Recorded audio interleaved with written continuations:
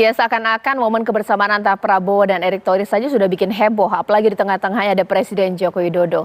Mungkin sekarang saya ingin pertama kali ke Bang Yandri terlebih dahulu deh nih pemirsa. Bang Yandri, mungkin bolehlah saya ingin tahu opini subjektif juga nggak apa-apa deh dari Bang Yandri. Sekiranya kalau Prabowo nanti akan meminang Erick Thohir untuk 2024, kansnya kuat tidak sih? Mengingat secara elektabilitas lebih unggul Erick Thohir ya. Ini seperti apa Bang Yandri? Ya, saya bilang tadi, saya sampaikan, PAN ini memang belum bergabung ke Prabowo, belum, ya kan, ke PDIP belum, tapi PAN ada tawaran khusus. Dan saya sampaikan beberapa kali, kalau Ganjar mau menang, ambil Erick. Kalau Prabowo mau menang, ambil Erick. Kenapa? Kan saya ngomong pakai data, pakai lembaga survei, pakai elektabilitas. Nah, oleh karena itu, proses komunikasi ini saya kira harus kita bangun terus. Dan saya hakul yakin kok pada titik tertentu nanti akan ada kesepakatan. Karena yang paling penting maju ini kan menang harusnya. Kontestasi Pilpres itu sejatinya tujuan kita itu kan harus memenangkan kontestasi sehingga bisa menawarkan atau menjawab apa yang diminta oleh masyarakat. Nah, oleh karena itu saya ulangi kembali Mbak Caca, proses ini masih biasa, ya, masih biasa sekali. Dan saya tegaskan, Bang Jul ini nggak punya handicap dengan partai manapun, termasuk dengan Caimin. Hubungannya sangat baik, ya. Tidak mungkin gara-gara ini rusak hubungan pribadi atau sesama partai, tidak. Politik kita politik kebangsaan dan politik yang punya adab. Nah, oleh karena itu saya meyakini proses ini akan menemukan kata akhir nanti. Siapa yang didaftarkan ke KPU, ya kita hormati, itulah tawaran kita kepada rakyat. Maka semua proses ini kita hargai sebagai proses yang menggembirakan, bukan proses yang untuk meretakkan, kira-kira begitu. Baik, Pak Jazilul, memang bukan untuk membuat hubungan dengan PKB retak, tapi Bang Yandri mengatakan realistis dong, ini secara elektabilitas unggul nih Pak Erick Thohir dibandingkan Caimin, bagaimana? Ya, itu kan salah satu variabel saja. Yang jelas sampai detik ini seperti diakui oleh Pak Yandri ini masih dalam koalisi KIB kan, belum ada di koalisi KIR. Jadi seandainya memberikan masukan boleh, memberikan pertimbangan juga boleh, tapi tidak menentukan apa-apa. Jadi kalau ikut mau menentukan, ya bareng-bareng duduk dalam posisi yang sama. Kalau sekarang ini kan di luar beliau ini, jadi tapi secara komunikasi ya nggak ada masalah kita. Kita kan sama-sama membangun komunikasi PKB ketika melakukan kerjasama politik dengan Gerindra, tidak menutup komunikasi dengan yang lainnya. Kita tahu cara memposisikan kita. Kalau kita masih di luar, tidak usah usul-usul ke dalam, masuk aja dulu. Begitu cara etikanya. Boleh langsung ditanggapi, Bang Yandri. Masuk aja belum, nggak usah asal usul-usul deh. Ini bagaimana Bang Yandri? Ya, nggak apa-apa. Itu kan cara pandang PKB kan. Cara pandang masing-masing partai beda. Beda gaya, beda partai. Nggak apa-apa, kita hormati PKB masuk dulu ke Gerindra. Tapi tadi poin 4 tadi kalau saya tidak salah, menentukan pasangan capres itu antara Pak Prabowo dan Caimin itu bagus, ya kan, karena mereka sudah bersatu. Tapi bukan berarti PAN tidak punya hak, karena rumah tangga kami sendiri punya hak. Jadi gaya kami kan beda dengan PKB. Kalau PKB masuk dulu, walaupun belum tentu Caimin kan yang wakil presidennya kan, tapi sudah masuk barang itu kan, sudah masuk dulu, nggak apa-apa. Nah, PAN menawarkan Erick Thohir, kami tawarkan dulu, ayo kalau mau PAN diajak, ini loh yang kami tawarkan, beda gaya saja ini. Dan saya meyakini walaupun sama-sama beda gaya, pada akhirnya nanti akan ada kesepakatan yang bisa diterima oleh semua pihak. Mungkin Pak Jazilul beda lagi nih caranya, atau mungkin diokein dulu ini bacawa presnya. Kayak masa iya ada satu partai ada di dua koalisi, yang satunya bubarin dulu koalisinya, bergabung supaya enak ngomongnya. Jadi karena apa? Karena kan semuanya ada etikanya, sehingga kalau toh Pak Erick Thohir nanti misalkan diusulkan oleh PAN, itu dalam posisi yang sama, yang di situ pada tempatnya, maksudnya gitu. Oke, kami baik. Tetapi kalau dalam radar PKB tidak ada nama Erick Thohir. Itu aja. Oke. Jadi nggak ada nama Calonkan itu. Caimin. Misalkan Pak Jasilul, kalau kenapa soal ketua umum Caimin atau elektoral, ketua umum Pak Jasilul kalau calonkan Erick Thohir? Ya kan? Jadi ya, kita justru hormati. itu mau saya PKB sampaikan. mencalonkan Caimin, PAN mencalonkan Erick Thohir itu biasa-biasa saja dalam proses Ya. demokrasi sangat Baik, normal baik. dan yang dilanggar gitu. Iya, baik. Mungkin saya ke Mas Habib, antara dua pilihan taat dengan koalisi KIR atau elektabilitas Pak Erick Thohir mentereng ini di atas kertas, seperti apa? Ya, saya pikir segala macam hasil survei, analisa, ya, kemudian pandangan-pandangan dari berbagai pihak, dari partai politik, dari lembaga survei, dari pengamat, ya itu silahkan saja, nggak ada masalah kita sampaikan kepada Pak Prabowo dan Gus Muhaimin Iskandar.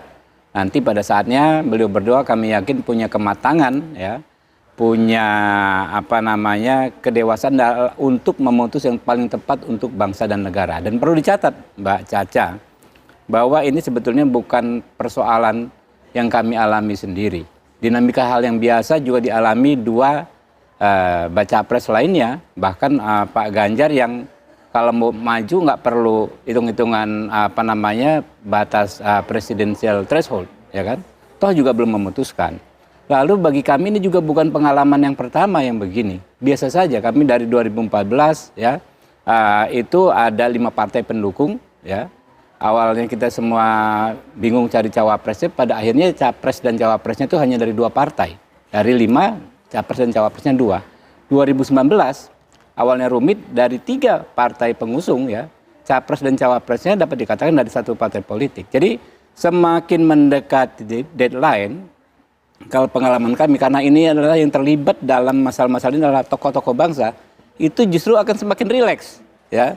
Ya nggak apa-apa, namanya dinamika media massa, ya, para pengamat seolah-olah ini memanas, dibilang retak. Sebetulnya nggak ada masalah di antara beliau-beliau yang di atas sana, nggak ada masalah sama sekali. Dan akan segera, saya pikir di waktunya, ya, waktunya akan diputus, akan diumumkan dan tetap hubungan baik terjaga dan koalisi ini justru akan semakin besar. Ya, tapi antara Pak Prabowo dengan Caimin ini sebenarnya pasca pertemuan ini sudah kontak-kontakan juga belum sih kabarnya? Kontak-kontakan terus, ya, bukan hanya dengan teknologi tapi dengan batin, ya, dengan psikologis beliau berdua memang sangat erat, ya. Kalau memang sudah diputuskan untuk KIR, cawapresnya adalah Caimin, lantas kenapa sih lama diputuskan? Ataukah memang secara Ya, realistis? kita kan menunggu beliau berdua. Kalau beliau berdua belum mengumumkan kan nggak mungkin kami umumkan. Oke, baik. Iya, baik. Nah, pemirsa, itu yang ini saya punya gambar juga ya momen kedekatan antara Prabowo tadi, pemirsa, dan juga Erick Thohir bersama dengan Presiden Joko Widodo. Nanti sesaat lagi saya akan tanya kepada seluruh narasumber saya. Tapi mungkin sekarang saja ya saya tanyakan, sekiranya Bang Yandri ini kan penjajakan kan ke tempat lain juga ini, Pak Ganjar. Ya. Kalau misalnya Betul. dari Gerindra tidak meminang Erick Thohir, bisa keluar dong. Mungkin tidak sih seperti itu. Jadi ada waktu juga ini, ada deadline juga ini, seperti apa? Belum ada yang keluar, Mbak, karena kami belum masuk memang. Oke. Ya kan? Apa yang mau keluar belum masuk. Ya, Dan baik. PAN sekarang, betul kata Pak Jasilul, sahabat baik saya ini, kita di KIB dengan Golkar dan P3, walaupun P3 sudah menentukan sikap ke Ganjar. Jadi PAN itu sekali lagi punya cara yang tidak sama dengan partai lain. Kami menjajakkan atau melihat koalisi ini tentu tidak dengan masuk duluan seperti yang lain. Tapi kami menawarkan Erick Thohir, karena aku yakin siapa yang mengambil Erick Thohir insya Allah menjadi pemenang di Pilpres 2024. Nah, maka komunikasi kami jalin semua. Dengan PDP kami jujur, kami galang terus. Dengan Pak Prabowo sangat dekat, bahkan kami pengalaman 2 kali mendukung Pak Prabowo di Pilpres. Jadi secara chemistry nggak ada hambatan apapun. Dengan partai-partai yang sudah berkoalisi seperti PKB atau P3 juga kami tetap jalin hubungan. Jadi sekali lagi, proses latar depan yang tampak di masyarakat ini itu biasa-biasa saja. Dan kami meyakini inilah cara para tokoh bangsa bahwa demokrasi 2024 itu adalah politik kegembiraan, bukan politik saling meniadakan. Maka mohon juga dihormati cara kami untuk membangun koalisi. Ya nanti kalau Prabowo ngambil Erick, ya tentu kita ke Pak Prabowo. Kalau Ganjar ngambil Erik, ya tentu kita ke Ganjar. Jadi sederhana sebenarnya. Nah, oleh karena itu posisi dengan elektabilitas yang tinggi di angka, kalau indikator kemarin saya lihat press release 3 hari yang lalu 23%, tertinggi dari bacawa pres yang lain. Maka yang kami usul ini bukan kaleng-kaleng, bukan sesuatu yang pakai pokoknya. Kami ada yang Ya. Baik. Oke. tanggung jawabkan untuk memenangkan kontestasi Pilpres. Gitu Mbak Caca. Oke, baik. Terakhir mungkin saya ke Pak Jazilul. Pak Jazilul, jadi bisa memungkinkan tidak, kalaulah tidak diumumkan juga bermesra-mesraan dengan bacawa pres lain, PKB mencari takdir yang lebih baik lainnya? Seperti apa? Tentu hari ini posisi PKB tetap memiliki keyakinan bahwa Pak Prabowo Gerindra itu adalah orang yang amanah, yang mampu memegang janji. Bagi PKB itu menjadi sesuatu yang serius. Oleh sebab itu, kerjasama dengan Partai Gerindra itu didasari pada kesepakatan memegang janji.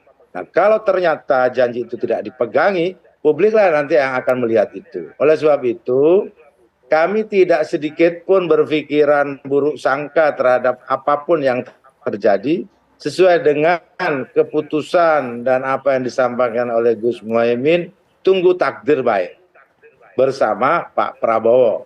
Di situ. Oleh sebab itu, misalkan nanti di perjalanannya ada takdir yang lebih baik, semua orang pasti akan mencari yang lebih baik. Tidak ada orang ikut Pilpres mencari takdir kalah, itu nggak ada. Semua mencari takdir untuk menang dan mencari yang terbaik. Untuk siapa? Untuk bangsa dan negara. Baru untuk partai koalisi. Oleh sebab itu, PKB ketika membangun koalisi dengan Gerindra, itu tentu sudah dengan argumen, dengan pertimbangan, dengan seluruh petunjuk bahwa koalisi ini akan berjalan dan akan menang tahun 2024. Itulah Mas yang Habib, menjadi platformnya. Terakhir Mas Habib, jangan kelamaan diumumkan bacawa presnya. Bisa dua-dua kehilangan ini, Caimin out. Tentu kita Bang Yandri patuh juga dengan Erick Thohir out. pada ketentuan perundang-undangan ya, pada undang-undang pemilu maupun pada PKPU ya, kami akan mengumumkan sebelum tenggat waktu yang ditentukan oleh PKPU maupun undang-undang. Baik, terima kasih Mas Habib, terima kasih Pak Jazilul, terima kasih Bang Yandri. Kita masih harus terus menunggu pemirsa ini kapan tepatnya nantinya Prabowo Subianto akan mengumumkan bacawa presnya. Mudah-mudahan ini tidak membuat suatu hubungan yang sudah terbangun cukup lama 11 bulan ini menjadi buruk ya pemirsa. Kita tunggulah itu nanti bagaimana akan berproses. Dan sesaat lagi sejumlah informasi lainnya akan saya hadirkan untuk Anda usai jeda berikut di Apa Kabar Indonesia Malam.